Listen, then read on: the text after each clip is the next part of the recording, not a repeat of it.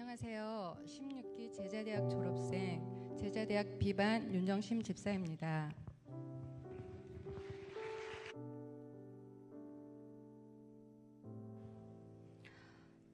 처음 제자대학을 등록할 때만 해도 과연 내가 끝까지 갈 수 있을까 하는 두려움과 걱정이 앞섰습니다. 그러나 하나님은 훈련의 시간 속에서 저를 새롭게 하시고 말씀으로 채우셨습니다. 제자대학 훈련 받기 전에 제 삶의 모습은 어느덧 신앙이 형식적이었고 예배만 드리는 삶을 살고 있었습니다. 남편의 신앙이 자라길 바라는 마음과 새 셀 식구가 된 친구와 함께 양육부터 시작하며 순종하는 마음으로 등록하게 되었습니다. 제자대학을 통해 매일 말씀을 읽고 암송하며 하나님과의 친밀한 관계를 회복할 수 있었습니다. 특히 큐티 훈련, 중보기도 시간, 행복 모임은 제 삶의 큰 도전과 은혜였습니다. 2년의 기간 중 가장 기억에 남는 것은 남편의 교통사고였습니다.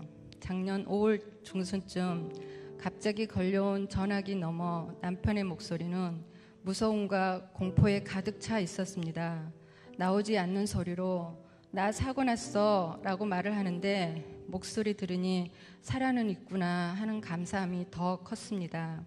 차는 폐차되었고 앞유리에 머리가 부딪혀 금이 가서 아찔한 상황이었는데 어떻게 피 한 방울 안 나고 무사한지 순간 남편은 사람이 이렇게 죽는구나 하고 생각이 들었다고 말했습니다. 그리고 그 순간 하나님의 도우심을 느꼈다며 말했습니다. 정말 하나님의 은혜 아니면 있을 수 없는 일이었습니다. 그날 밤 우리 가족은 주님의 은혜에 감사 예배 드리며 뜨거운 눈물을 흘렸습니다. 이 사건은 주님의 살아계심을 더욱 깊이 체험했고 제 삶의 우선순위가 바뀌는 시간이 되었습니다. 예배와 말씀이 부족하다는 걸 깨달아 새벽 예배를 시작하며 말씀을 하루 1시간 이상 읽는 습관을 들였습니다. 처음엔 훈련의 시간이었지만 이제는 모두 감사의 시간이 되고 있음을 느낍니다. 작년 3월에 있었던 일입니다. 제자대학 양육이 시작되고 또 새롭게 야간대학에 등록하고 정말 눈코 뜰 새 없이 바쁘고 분주한 날들이었습니다. 훈련 중 3달 넘게 계속 속이 안 좋아서 병원 응급실에 2번 내원하고 나니 의사 선생님께서 50대가 지났는데 대장 내시경 하셨죠? 라고 당연하게 물으시는데 저는 아직 한 번도 안 했습니다 라고 대답하자 선생님은 많이 놀라시며 최대한 빨리 진료할 수 있는 병원 가서 검사를 하라고 했습니다. 저는 2년마다 건강검진하는 병원에 예약을 하니 1달 반 후에 날짜가 잡혔습니다. 기다리는 시간 동안 걱정과 염려가 컸지만 하나님은 그마저도 저를 향한 자비이자 경고 그리고 회복의 기회로 허락하셨습니다. 대장 용종이 발견되고 그 중에 한 개는 선종이었다며 이번에 제거되지 않았으면 자라서 암이 될 거라 말하는 결과에 정말 아찔했습니다. 남들처럼 술 마시고 담배 피우면 몰라도 제 몸 안에 그런 용종이 있다는 사실에 그저 남의 얘기라 생각했는데 제 얘기가 될 줄은 몰랐습니다. 직장 동료들은 너 진짜 운 좋다, 다행이었다 하며 말했지만 저는 하나님의 은혜임을 또 한 번 경험한 시간이었습니다. 훈련을 통해 영혼을 다듬으셨던 하나님께서 육체의 생명까지도 지켜주시고 새롭게 하시는 크신 은혜를 체험하게 된 것입니다.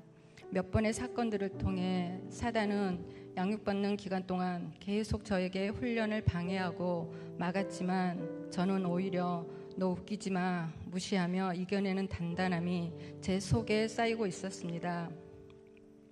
2025년 제자대학 마지막 2학기 다니고 있는 야간대학도 2학년 학교 졸업 자격증 수료를 위해 2달 기간 휴무날 하루도 쉬지 못하고 현장에 가서 실습을 하는데 1달 하고 나니 면역력이 떨어졌는지 급성 방광염이 생겼습니다.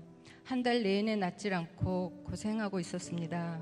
남들은 3, 4일 약 먹으면 다 낫는다는데 순간 양육 수업 중 기도로 병이 낫기 기도하라고 하신 말씀이 생각났습니다.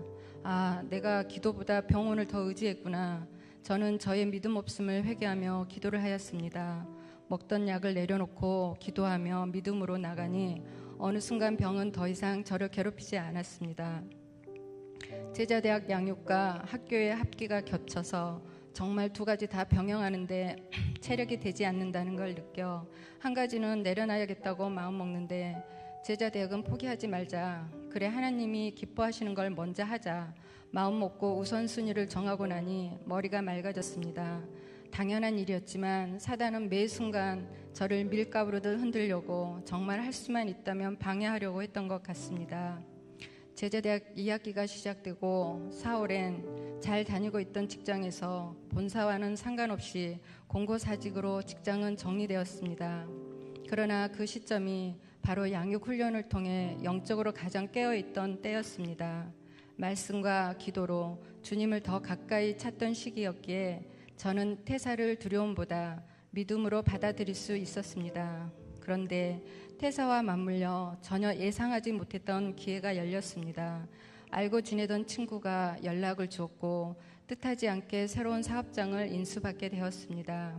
친구는 다른 사람에게 양도하기 아깝다며 저에게 먼저 해보지 않겠냐며 생각할 시간을 주었고 마치 맞춘 것처럼 주님은 이미 퇴사의 문을 닫기 전에 새로운 길을 준비하고 계셨던 것입니다. 저는 그 사업장에서 행복 모임을 할 수 있었으면 좋겠다는 생각과 그림을 그려보았고 그리고 인수하게 되었습니다. 훈련 중 암송했던 말씀 중 저에게 특별히 깊게 다가온 구절은 이사야 43장 19절입니다. 보라, 내가 새 일을 행하리니 이제 나타낼 것이라. 너희가 그것을 알지 못하겠느냐? 반드시 내가 광야의 길을 사막의 강을 내리니. 아멘. 그 말씀 그대로 퇴사라는 광야 같은 현실 속에서 주님은 새로운 사업장이라는 강물을 내어주셨습니다. 이 모든 과정을 통해 저는 진심으로 고백할 수 있었습니다. 내 인생의 주인은 내가 아니라 하나님이시며 하나님은 실수가 없으신 분이시다.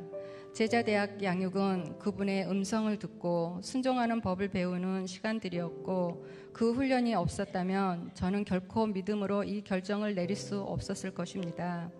제자대학 양육은 저에게 삶 전체를 하나님께 드리는 훈련이었습니다. 직장을 내려놓고 말씀을 잃었다가 다시 붙들고 건강을 잃을 뻔한 순간에 생명을 다시 얻으며 저는 하나님이 제 삶 전체를 다루시고 계심을 분명히 알게 되었습니다. 이제 저는 더 이상 내 힘으로 사는 사람이 아니라 하나님의 말씀을 따라 움직이고 순종하며 살아가는 제자로 살기를 결단합니다. 새롭게 주신 사업장 또한 하나님 나라를 위한 사역지로 사용되기를 기도합니다. 이번 제자대학 양육은 제 인생에서 단순한 교육 과정이 아니었습니다. 하나님과의 관계가 회복되고 제 삶의 방향이 재정비된 영적 터닝 포인트였습니다. 세상의 기준이 아니라 하나님의 말씀이 나를 이끄는 삶이 얼마나 강력한지를 몸소 경험했습니다. 깨달음이 큰 복입니다. 양육 시간마다 반복했던 이 말씀이 이제야 들려지고 보여지는 것 같습니다. 하나님은 훈련을 통해 저를 부수셨고 말씀과 기도로 다시 세우셨습니다. 이제는 훈련받는 사람에서 제자를 세우는 사람으로 나아가고자 합니다. 제 삶의 모든 자리를 하나님의 나라를 위한 사역지로 여기고 직장도 사업장도 가정도 주님 앞에 드려지는 삶을 살기를 다짐합니다. 앞으로도 하나님의 말씀을 붙들고 하루하루를 제자로 살아가겠습니다. 이 모든 여정을 인도하신 하나님께 감사드립니다. 또한 제자로 자라나도록 인내하심으로 훈련을 인도해 주신 목사님 감사합니다. 함께 동역하며 기도해 준 16기 비반 동기들에게도 진심으로 감사합니다. 이 모든 영광 하나님께 올려드립니다. 감사합니다.